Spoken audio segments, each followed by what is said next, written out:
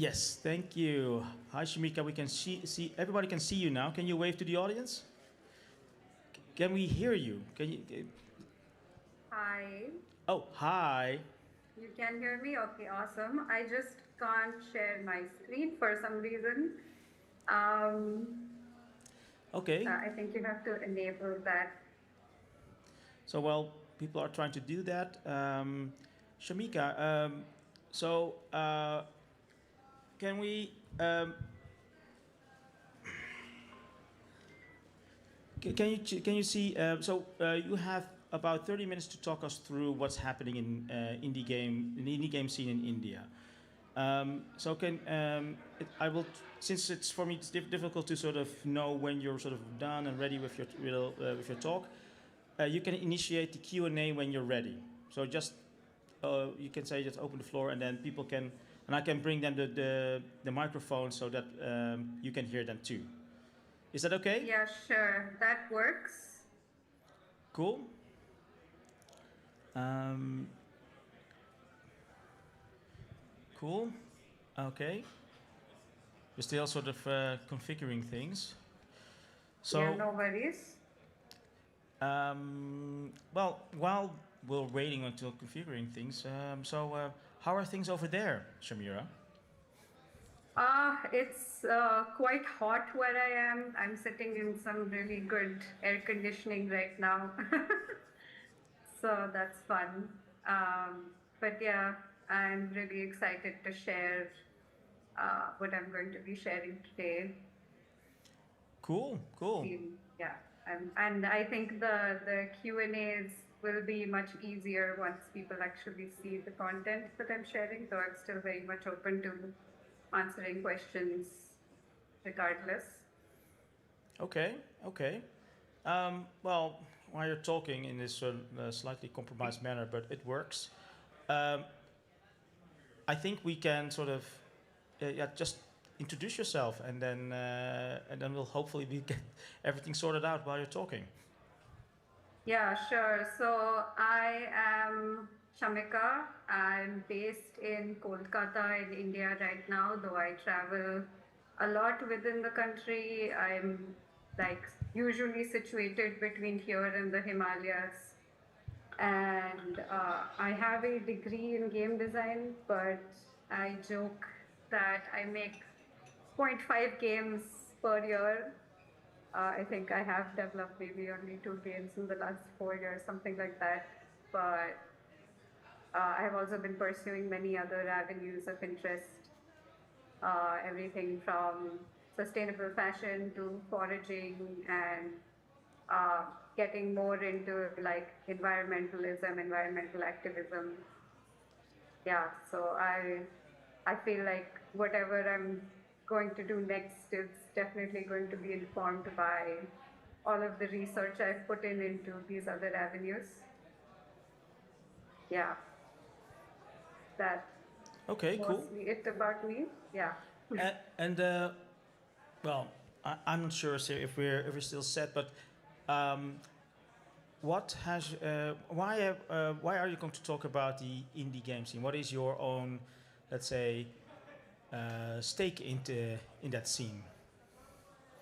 So I am, since I am a game designer, also I hope you can see this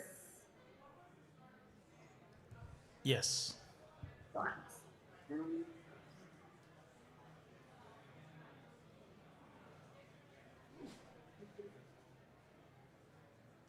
yeah.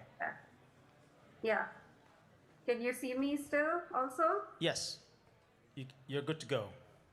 Yeah, so I would consider myself part of the indie game scene in India, and I'm very close friends with people who are even more actively involved in the indie game scene. I do. I have done a few game jams in the last couple years. I definitely want to continue that and like do a lot more than that. But I keep close contact with people who are currently making games in India, and I'm really interested in sharing what's happening here, and especially sharing on the topic of emotional and cultural processing, because this is something that I think about a lot, about creating and what that creating actually means for us, and like why are we doing what we are doing. And I think the perspective of Indian game devs is honestly something that isn't that well known outside of India. I mean, even I would say even within India, I know, people, whenever I say I'm a designer, the first question is, oh, are you a fashion designer? It's never like game design isn't something that like comes into people's minds in the first place. So I'm So, really excited to share this with you. Um, I think so. so yeah, a little bit more about me. Idea how this I could be do something game that design, but I'm also interested in food, foraging, fungi. Like I love going bird watching, taking pictures of bugs. Very interested in like natural dyeing practices and sustainable fashion practices. I also do ceramics. I also do tarot. I also love finding beauty in the mundane. That's generally what I aim to achieve overall through all my work. So if you're interested in any of these things at all, please feel free to contact me later. I'll be sharing my contact at the end. So um, the first thing that I would like to share is the Indian context. The first and most important thing is that it's a huge country. It's incredibly diverse. There are, 29 states, and I think like even more official languages. There are some states that have like multiple languages within the state. Like even region to region within a state, the food changes, the dialect changes. So whatever I'm going to share with you today is just a small fraction of the diversity in the country. And as you can see here, the little stars I put are like the places from which the devs I'm going to talk about today are from. And this is again mostly South India, a little bit of West India, and I'm from East India, so I'm considering those. Haven't really touched upon North India as much in this, but yeah, even within the topics I'm going to talk about, things are extremely diverse and like, yeah, huge country. We're not a monolith. There's so much more to learn and experience. And even as an Indian, I'm learning more and more about like other cultures, even to this day. Um, so, getting into the talk, some of the observations I made from 9 interviews that I did with different devs is that people choose to make games mostly because of the fact that it is a tool for communication. It is a tool to like share information, a very complex information in ways that are like genuinely engaging and want people to come back for more. And as a rule, it is a medium that you don't tell somebody what is right or wrong or good or bad or like what the experience is. You allow them to have that experience.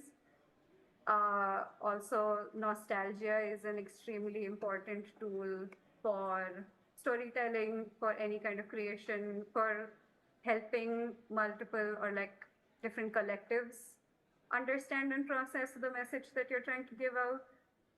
Um, Most people who I spoke to are like very much inspired by the media that they grew up with, the games that they play, the music that they listen to, the films that they're into, all of that. But there are also cases which I find more interesting, cases of people where they did not grow up with um, access to a lot of media. It's either because of inaccessibility, like financially, or because of the fact that they grew up with conservative parents. So they're usually, I mean, everybody's upbringing, which I think this has been seen in the talks even earlier during the day. People's upbringing, their background makes a huge impact in how they choose to create things and what they choose to share. And yeah, not everybody is making games about, their trauma and their personal lives. And I think that's a great thing actually, because I think when I started making games, it was my assumption as well that, because I'm really passionate about a lot of things that I want to like share all of these things, but you don't always have to do that. And I think whatever people are choosing to talk about is really interesting, and you'll see that in a bit. Um, One really, really interesting aspect from talking about emotional processing in games with the people that I interviewed is that the process of creating games help them assess their self-confidence and reflect on how they progress in the aspects of life that they want to progress in. And I think that's super interesting. And yeah, like there's this collective feeling of just being fed up of having the games industry be a certain way. And I think we kind of also grow up, at least the age group that I'm from, have kind of grown up seeing these very, tropey stereotype, like shooty FPS games and, oh, games are just for boys, and like those kinds of stereotypes are still, I would say, they're still very much ingrained in our idea and understanding of what games are. But I think these indie games are really changing those perspectives and bringing in new ideas, and I think that's really awesome. Another thing I would like to preface before I start showing the games is that the majority of people who are working in games right now are people who are generally quite privileged and come from very privileged backgrounds because of access to technology, because of access to certain resources that unfortunately in our country not everybody gets access to. So that's just something to keep in mind while I continue talking. So the first game I'd like to get into is Appa by Mridul Pancholi. He is currently based in Bangalore, and he created this game which is still in development, but you can wishlist it on Steam. It's a strategic card game about these siblings who are basically processing their grief over the death of their father. And I think during this, like our interview and the entire process of talking to him, it was just really interesting to hear how he came to this point, why he created this game. It actually started with a game jam game called Appa as well. And he was sharing about the things that he was going through at the time that led him to create this game. It wasn't actually the death of his own father or anything like that, but he was going through his own process of grief and loss. And he was able to translate it in like this really interesting way. And I think, I mean, I'm really excited to play this game. And at the end of the talk, I have a list of like a little database of all of these games. So I would really recommend you guys to check this out after. And yeah, I think the biggest thing that came up in our conversations was like talking about the nostalgia of certain kinds of games and bringing that into the gameplay, like generally that becoming part of the practice of like creating games. But yeah, this game is very much clearly about processing, and I feel like emotional processing and cultural processing to a certain extent, because it is coming from an Indian perspective of having a strained relationship with a parent. And I think whoever plays this will also get something out of it and be able to relate it within their own contexts. And I also think it's a very creative way of like processing death as a very heavy topic normally and making it like this playful thing. The next game that I want to talk about, this game is incredible. It's called Nobody Knows for Certain by Afra Shafiq. She's actually a researcher and archivist and visual artist. So her practice is more based on like the research aspect, but honestly, this is like one of the best games that I have played in a while. It is basically an archive of Soviet era literature that was basically shipped to India. And it was around the same time India was processing its independence, which is around like the 1950s to 80s. That's around the time when these books were coming into India. And the art style is very much based on um, the Soviet era, like art within these books. And the game follows very interesting different narratives. Oh, also, yeah, sorry guys, a little bit of spoilers if you're gonna play this, but and this is gonna be the case throughout the entire presentation.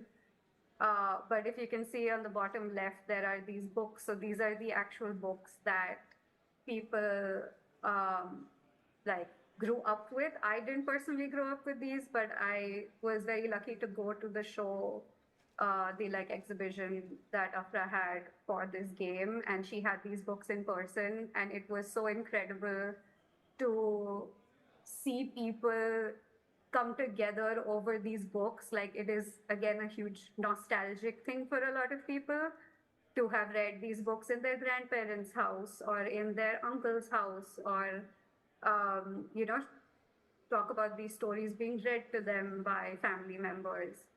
And yeah, I think this is a seriously incredible way of sharing like this content and accessing it in such a way that it evokes these memories from the people that are playing it. And I feel really interestingly that this is a great example of cultural processing. It's talking about this historical time in India where, yeah, this literature had a huge impact even on the political situation.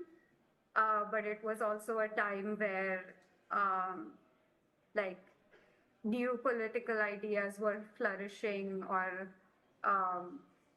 yeah, it was also a hard time for India in many ways. There were also famines and other things happening in the country, but I think this game is just such a beautiful depiction of all of these different stories and ideas. And yeah, I would really recommend checking this out.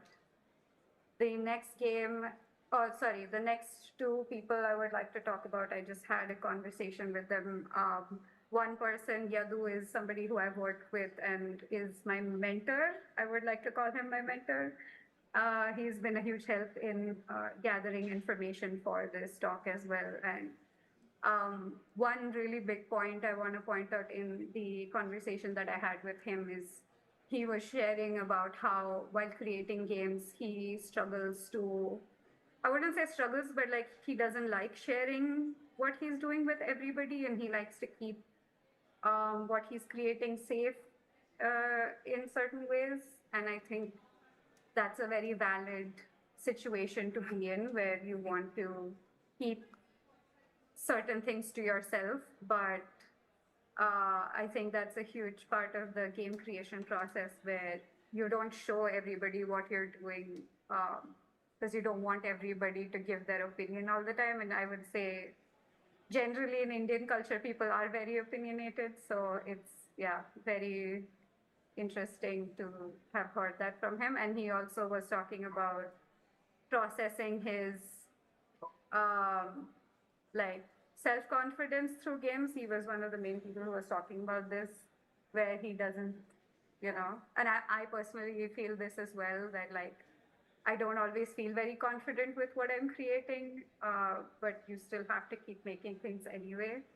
And I would like to also talk about Kushal, who worked on the programming for the previous game that I showed everybody.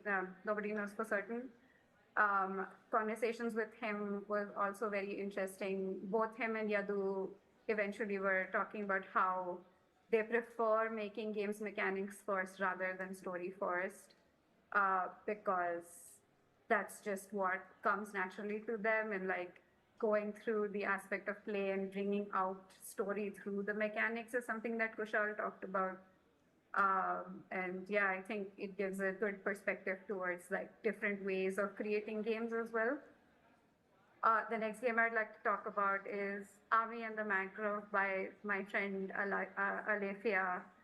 This game is something that I cried while playing because it is based on folklore of, actually, it is like a mix of folklore from three different regions of like East and Northeast India. And I worked on a like mangrove related science communication project, and there are so many folk tales and folklore that talk about healing and community and self-reflection, community support, and also like a lot of environmental themes, a lot of conservation themes. And I think this game is a really lovely representation and amalgamation of all of these stories. And while we were having our conversation about this game, um, yeah, she was sharing with me how these different stories that she chose to tell and put together, how they came about. One of these stories was quite incredible. It was about um, the one of their friends or somebody that she knew was basically told by somebody else that they need to clean up a pond, otherwise their like mother will continue to be sick. And that person then cleaned up the pond, and then the next morning their mother was completely fine. And that is a storyline that is shared in this game, and it basically shows that, okay, there is a superstition of like, oh, if you do this thing then it's going to bring something, but the reality of the situation is that if you're cleaning up your environment and keeping like natural spaces that like that communities depend on to survive clean and take care of them and keep them sacred, those are things that uh, a really interesting theme shared here, and just talking about community support and those kinds of things. Yeah. And I think this game is also extremely beautifully illustrated. Again, really recommend you play this. The next game I want to quickly touch upon is Palm Sugar, A Village Story by Monotusk Studios. I got to speak to Karthik, the main person running the show, and these are just some things I would like to share about the game that I think are so intrinsically like Indian. Like this is very much a depiction of a Hindu village. So this line in front of the temple, and then creating this line as a barrier in the game, I thought is a really incredible thing. And also the cement thing written on the wall is like representation of advertising. The way the houses are created, the way these like little anecdotes are there in the game really represent like the area of like the rural area that they are representing in the game, which is in between Andhra and Telangana. Andhra Pradesh and Telangana are two states in South India. And this is also like exactly what an Indian train station in a small town looks like. And I think this is just such an incredible thing to be sharing. Like this is such a important cultural representation through a game. The next game that I want to talk about is Spirit of the Backwaters, which is still in development by Rural Bandit. And yeah, this game is incredible. I've only played the demo, but as you can see here, this boat here is actually a race boat in Kerala. The entire game is based in Kerala. And yeah, I grew up in Kerala. I spent like 10 years of my life there, and playing this game was extremely nostalgic for me. Um, I grew up next to the backwaters, and it was really, really incredible to see like all these little aspects of like slow living in a small town in Kerala. The game follows this guy who is learning how to tap toddy and becomes a toddy salesman, and that's kind of what is keeping the revenue in the village alive. And yeah, I think the again here the world building, the little details in the architecture, the way the toddy shop on the top right looks like, these are such specific to certain cultures in Kerala, like visually and thematically, and I think is a great way to learn about this culture, even as a person who like has never been there. It's extra nostalgic for me because I've grown up there and I've seen this.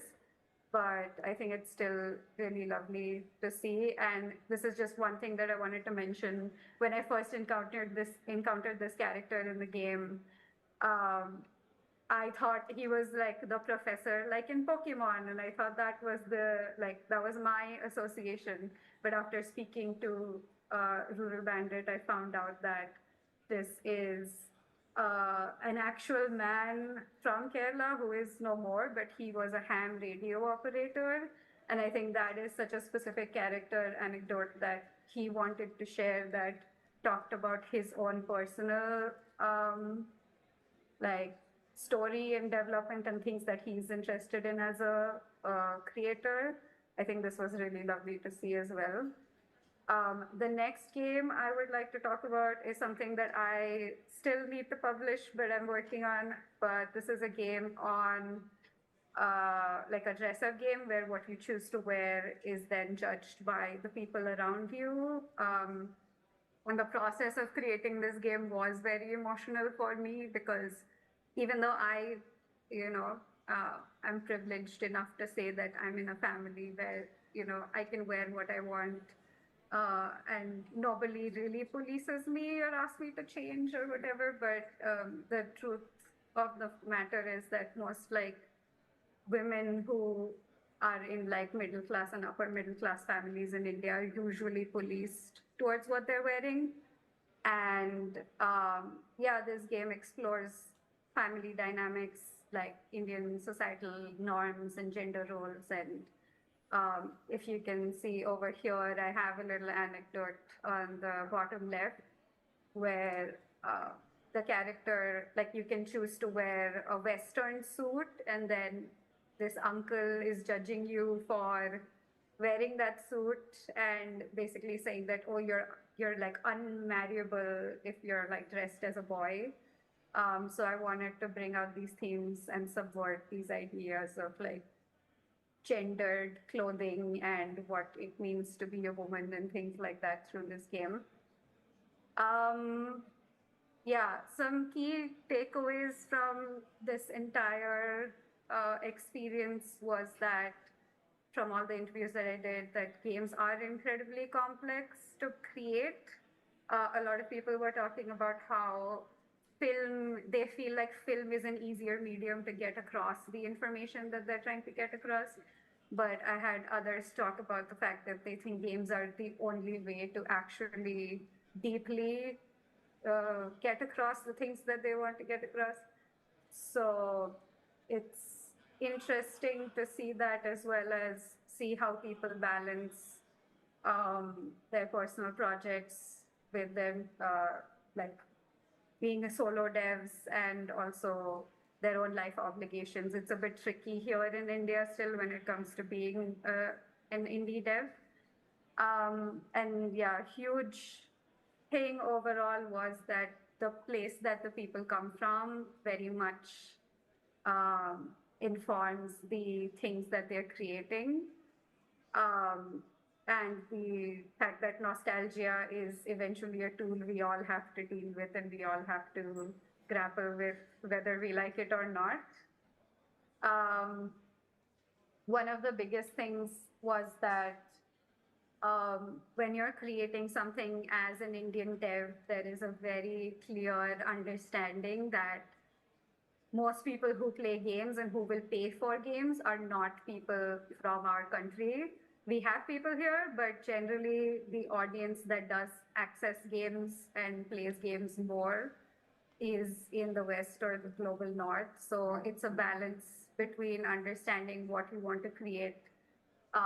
One thing that somebody shared with me was that, uh, you know, they were worried about the games that they were, the names that they were using, and if those were going to be like understandable to an audience, even outside of Kerala, like not even looking at the West, but even looking at like other Indians. But yeah, they chose to keep like as traditional or like as real names as possible. So I think that's a very interesting conversation.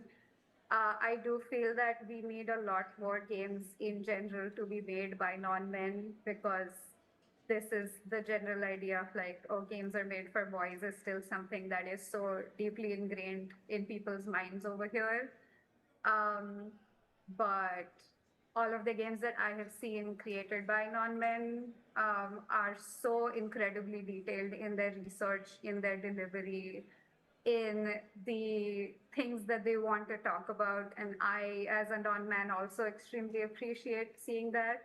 Um, Even seeing these nuanced topics, I would also really love to see more games that are silly, fun, stupid, and like just aren't what the industry wants to be making, because most of the time, the things that make money are free to play games and gambling games. But if we can show that there are other games, there are other ways to make games, other things that people are engaged with, we can also change the idea of what the industry is supposed to look like.